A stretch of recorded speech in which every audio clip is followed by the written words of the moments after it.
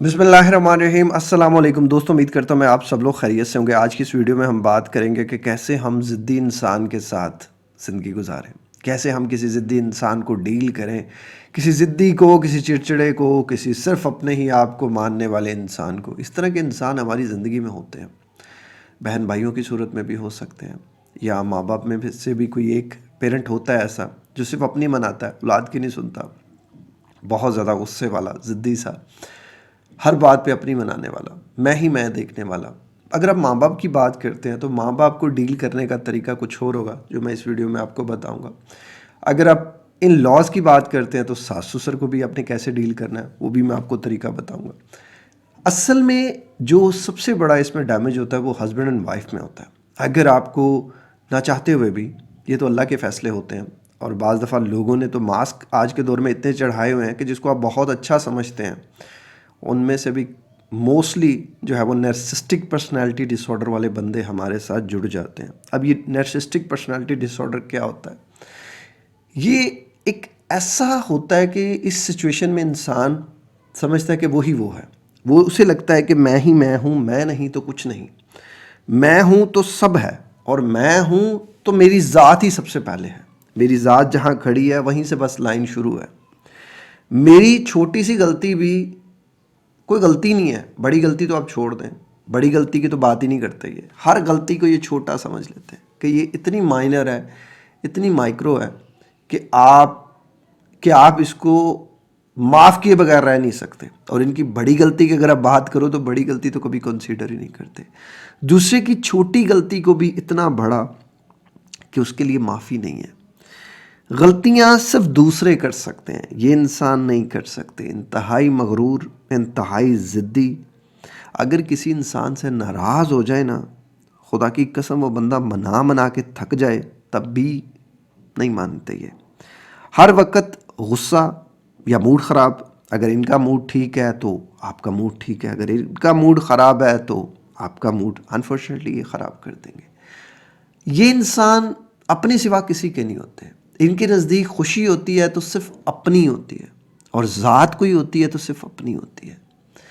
अगर कोई अक्लमंद है तो सिर्फ ये है। मैंने बड़े ऐसे लोगों को रुलते हुए, रोते हुए, अपने आप को रोनते हुए देखा है। जो लोग रुल रहे हैं, रोंद रहे हैं, प्लीज़ मेरी इस वीडियो को देख लें और इसके मकसद को समझ लें करना क्या है। मैंने एक भाई को देखा, उस भाई ने मेरे से जब कोचिंग ली तो उसने बताया कि सर ये सारी क्वालिटीज़ जो मैंने अभी आपको बताई मेरी बेगम में है। मेरा जीना दिल नहीं करता, जीने को, मेरे पास कोई खुशी नहीं है। इंसान अपनी बीवी के लिए, मर्द ख़ास तौर पे अपनी बीवी के लिए जो है ना वो सब करता है। अगर बीवी ही उसको इन रिटर्न ये करेगी तो उस बेचारे की ज़िंदगी क्या होगी? अगर आपके घर में सुकून है तो आपके पास सब सुकून है। उस बंदे ने कहा जी कि मैं डिप्रेशन की गोलियां कई अरसे से खा रहा हूँ, लेकिन मुझे भी पता है कि मेरी ज़िंदगी में बाहर डिप्रेशन नहीं है, मेरे घर में डिप्रेशन है। एक लड़की ने बताया कि सर मैं इतना मज़ेदार किस्म का खाना बनाती हूँ, मेरे सारे इन लॉज वाले भी मेरी तारीफ़ करते हैं, घर वाले भी। नहीं करता, मेरा शोहर नहीं करता। मुझसे हर इंसान हंस के बात करता है, नहीं करता, मेरा शोहर नहीं करता। मुझसे हर इंसान, मेरे माँ बाप जो हैं, बहन भाई जो हैं, मैं सबसे छोटी हूँ, सब मोहब्बत करते हैं। शोहर मुस्कुरा के देखना भी गुनाह समझता है। अब इस सिचुएशन में, इस हालत में औरत मर जाती है।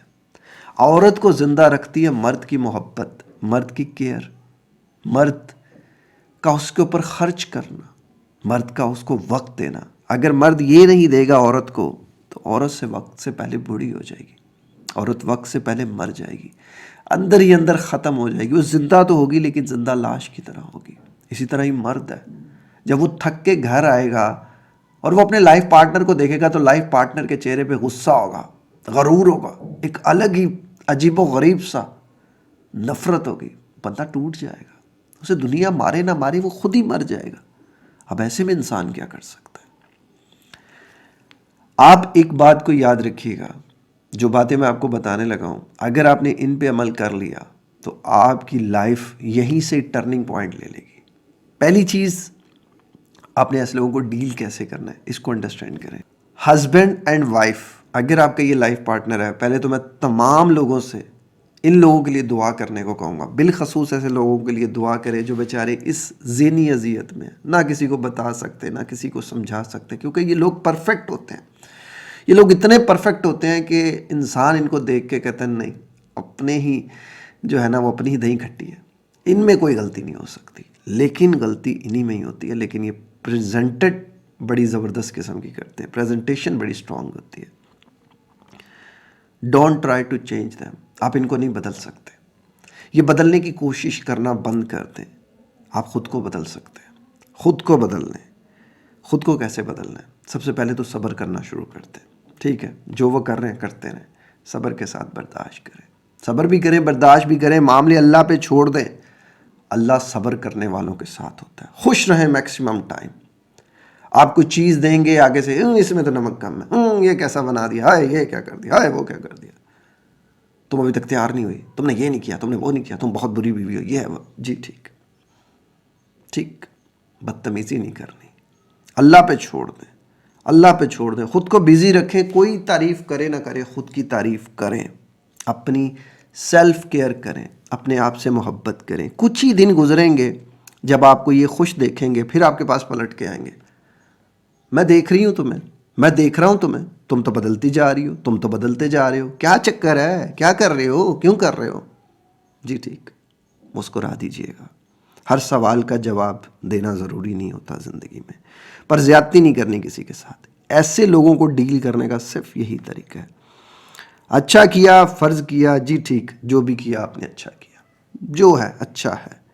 اپنے آپ سے محبت کرتے رہیں. اپنے آپ کو پازیٹیو وائبز دیتے رہیں، افرمیشن دیتے رہیں. خود کو بناتے رہیں، کیونکہ یہ آپ کو مار کے دم لیں گے.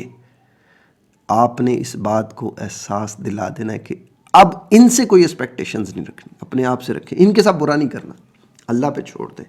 عبادت کریں، نماز پڑھیں، قرآن پڑھیں، اللہ سے دوستی لگائیں. جتنی تعریفیں ان کی کرنی ہیں اتنی تعریفیں اللہ کی کریں. دیکھیں کہاں سے کہاں زندگی چلی جاتی ہے. آپ صلی اللہ علیہ وسلم پہ درود پڑھتے رہیں.